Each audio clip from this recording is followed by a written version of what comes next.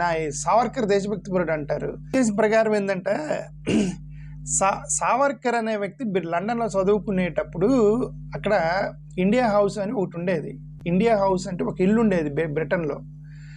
ఆ ఇండియా హౌస్లో ఎవరెవరైతే భారతీయులు వెళ్ళి లండన్లో చదువుకుంటున్నారో వాళ్ళందరికీ అక్కడ హాస్టల్ లాగా ఆ ఇంట్లో ఉండనిచ్చేవాళ్ళు. అక్కడ ఉండేవాళ్ళు. అక్కడ ఉండి వాళ్ళు ఏం చేసేవాళ్ళంటే మన దేశం గురించి, మన దేశం యొక్క భక్తి గురించి చెప్తూ ఉండేవాళ్ళు. అది వండర్ఫుల్ హౌస్. ఇండియా హౌస్ ఏదైతే ఉందో చాలా మంచి హౌస్. అది నిజంగా దేశభక్తి కలిగినటువంటి ఇల్లు అది ఇండియా హౌస్.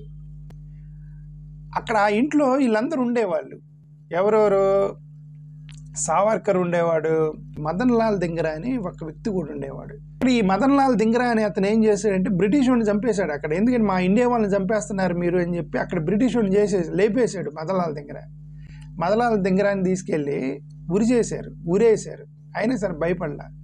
ట్రూ ప్యాట్రియాట్ ఎవడన్నా అంటే మదన్ లాల్ దింగరానే, నిజమైన దేశభక్తి పరుడు. ఇప్పుడు సావర్కర్ కంటే Madan Lal Dhingra is true patriot. అతన్ని ఉరి తీశారు, డైరెక్ట్గా బ్రిటిష్ అని కాల్చేశారని. అతను ఎవరిని కాల్చాడు? సర్ విలియం హార్ట్ కార్జన్ విల్లీని కాల్చేశాడు మదన్ లాల్ దగ్గర.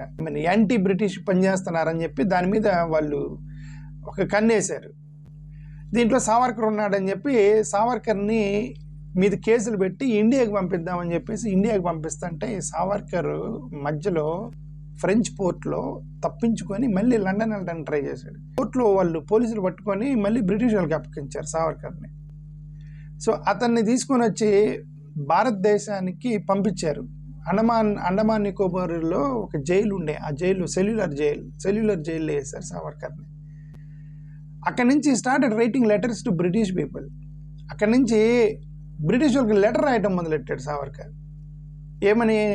నేను ఇంక రెండోసారి మీ గురించి వ్యతిరేకంగా మాట్లాడినా క్షమించండి అని లెటర్ రాయడం మొదలెట్టాడు. నేను అందుకే ఏమన్నంటే ఇప్పుడు మదన్ లాల్ దింగరా ఉన్నాడే, అతని ధైర్యం ఎక్కువ, దేశభక్తి పరుడు. కాల్ చేశాడు బ్రిటిష్ వాడిని.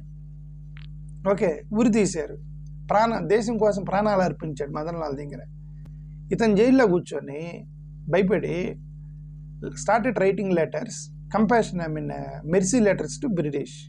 ఒకటి కాదు, సిరీస్ ఆఫ్ లెటర్స్ రాశాడని చెప్పి నేను ఇదంతా ఇదిగో వికీపీడియాలో రాసింది చెప్తున్నా మీకు. ఓకే, మీరు జస్ట్ సావర్కర్ అని వికీపీడియాలోకి వెళ్తే నేను చెప్పేది అంత ఉంది, నేనేం కల్పించి చెప్పట్లే.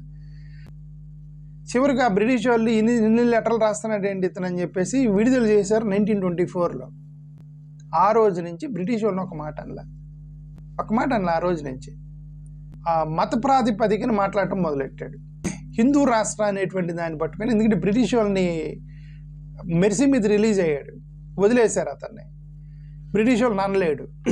హిందూ రాష్ట్ర అని చెప్పేసి ఒక సొసైటీ పెట్టుకొని హిందుత్వ అనేటువంటి ఒక ఫిలాసఫీని తీసుకొని వచ్చేసి మొత్తం ఈ ముస్లిమ్స్ క్రిస్టియన్స్ మత గొడవలకి అదొక పునాది అయిపోయింది.